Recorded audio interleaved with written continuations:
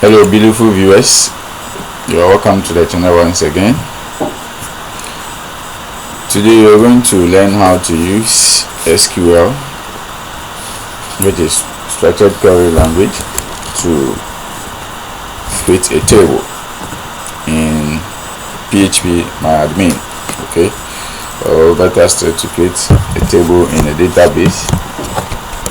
So that's what we are going to focus on now. In the previous videos, I started creating a form using PHP and other programming language. So if you have not watched that video, go back to the channel and look for those videos and watch them for better understanding, because we are working on a complete project, as you see on the screen. Okay, so by the end of the whole project, you'll be able to design something like this. Okay, so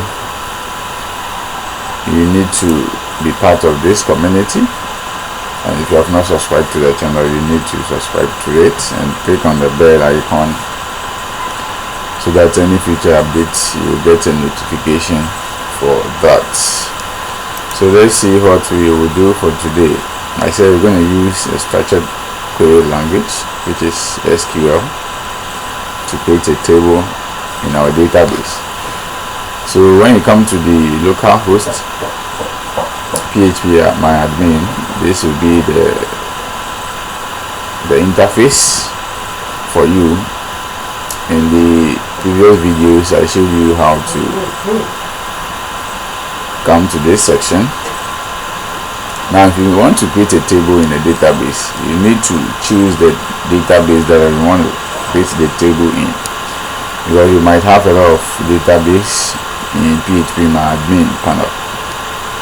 So here the database that we are dealing with is test_db, so I'll click on that. Then on top of the screen, now just choose SQL, click on that. So over here we're going to type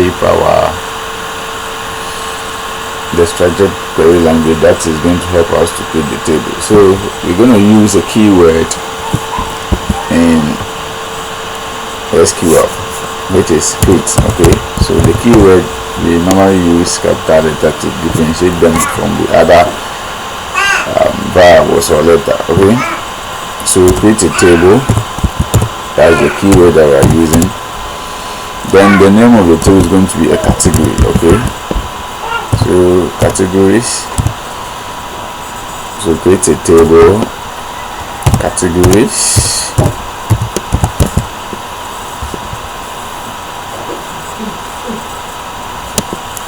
then open parentheses. You're gonna specify, you need to specify the columns in the table. Okay, so you need to specify the columns. So one of the columns is going to be category ID, category underscore ID is going to be an integer. Okay, the data type is going to be an integer. Then it's going to have a character length to be 11, and then it's not going to be empty. Okay, it's not supposed to be empty, not null. At least there should be a value in that. And then we're going to set it to auto. We're going to set it to auto increment. We're going to set it to auto increment, meaning it will be adding automatically whenever you enter or insert a data into that table. Okay, it's going to be an ID.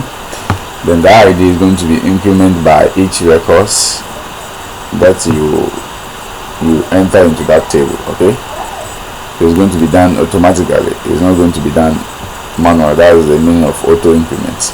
Okay, and not null means it can never be empty. Okay, that field can never be empty. So we are done with this. Then the next category column that we're going to have is going to be the name. Okay, we're going to be name, going to be name, then going to be variable character. The data type is going to be a variable character.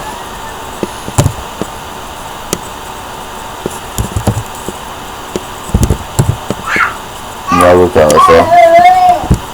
Then the length of the character is going to be 100. Then I set it to 100. Okay. Then that's one to can never be empty, so set it to not null. There should be something in that. We have the next column in the table is going to be okay, so we're going to have only these two columns in the table. Then we need to set a primary key. Okay, a primary key is going to be a unique ID for each entry. Okay, so we're going to have something like this. Then we have a primary key.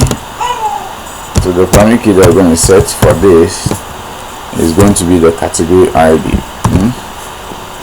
It's going to be the category ID. It means that one is going to be a unique ID for each data entry. Okay, so each data entry cannot have the same ID. So that's the meaning of the primary key that we've set over here. So when you finish writing this, what we have to do is to close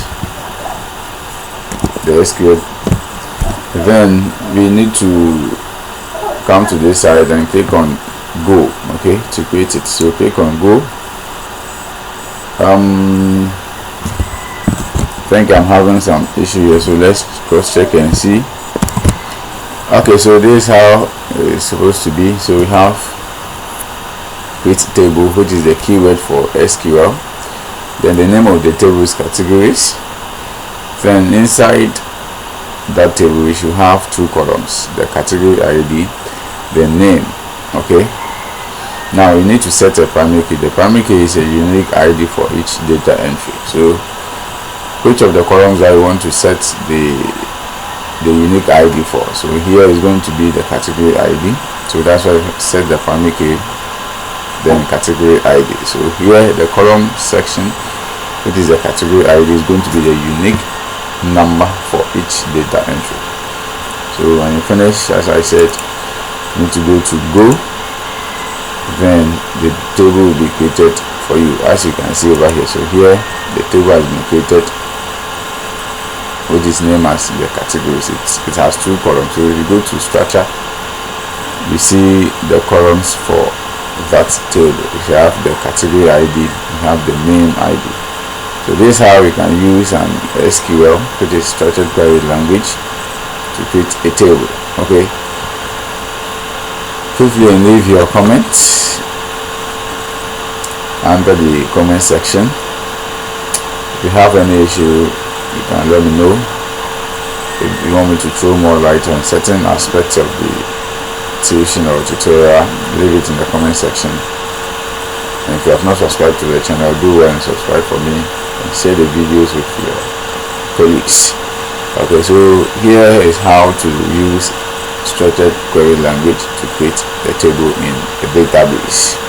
So we're using the same ideology to be creating the rest of the table that is needed for our database. Now the database that we are imitating is this one. Okay, so you can see that it has so many tables. We have accounts, cash, categories, customer, mobile money, account, products, product stock entries, and so on and so forth. So we're going to use the same ideology to create all these tables. So stay tuned and see you very soon. Bye bye.